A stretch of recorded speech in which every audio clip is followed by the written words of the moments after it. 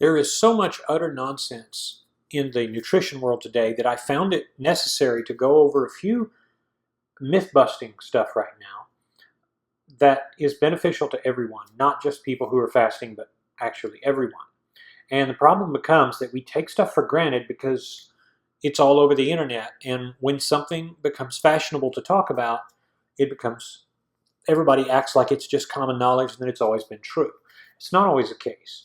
Take, for instance, number one, cleanse. I'm going to go on a cleanse. Sounds very healthy, but it's complete and utter nonsense. Your body is cleansing itself continually. So the idea that you need to go on some kind of crazy cleanse, whether it's a juice regimen or a specialized diet of some sort, is pretty much nonsense. The body cleanses itself all the time. Number two, same thing as before, detoxify. The idea of detoxifying your body. If you have a liver and kidneys at work, you are detoxifying right here and now. You do not need a lemon juice and cayenne pepper diet. You do not need certain energized water. You do not need anything of the sort. You only need smart eating and or fasting efforts to continue your efforts. Number three, gluten-free. This has become very popular. The people say, well, you should try gluten-free. You should go gluten-free and you'll feel better and you'll be stronger and healthier. The vast majority of people, however, would benefit from that absolutely 0%. And the reason is, unless a person has been diagnosed with celiac disease, it wouldn't do a thing for you.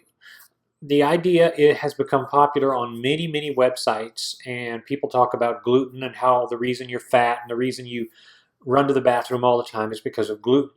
When in fact, it's just being out of control, allowing commercialism and consumerism, the sort of stuff that people who fast don't have to worry about, take you over. Once you let that take you over, then it becomes a problem. Number four, here's something big, non-GMO foods. GMO stands for genetically modified organisms. This is part of the last one, and by the way, number five, we'll do both 4 and 5 here. Number 5 is organic foods. Everybody says, well, it's organic. And here's where the snobbery comes in. They say, I eat organic and you don't. Means absolutely nothing. The same way non-GMO foods. And the idea of this GMO foods is the same sort of snobbery is at play. People come along and say, if you eat a purely bred banana or a purely bred apple, your body's going to somehow benefit from it. But that's complete nonsense on the face of it, because all the vegetables and starches and everything we have today, corn comes from maize.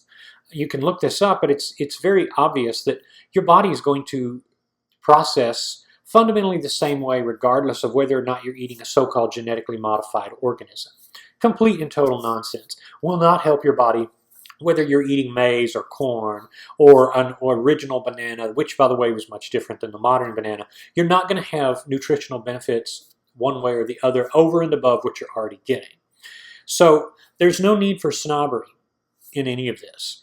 Ultimately, you're getting what you're getting, and the same nutrients are found, for instance, in blueberries as in blackberries, in slightly different quantities. But don't fall for buzzwords, folks. Don't fall for silly games that people play. Don't fall for stuff you read on WebMD and other holistic efforts that you see online. Ultimately, everything around you, you already have. And all you have to do is go to the store and buy it.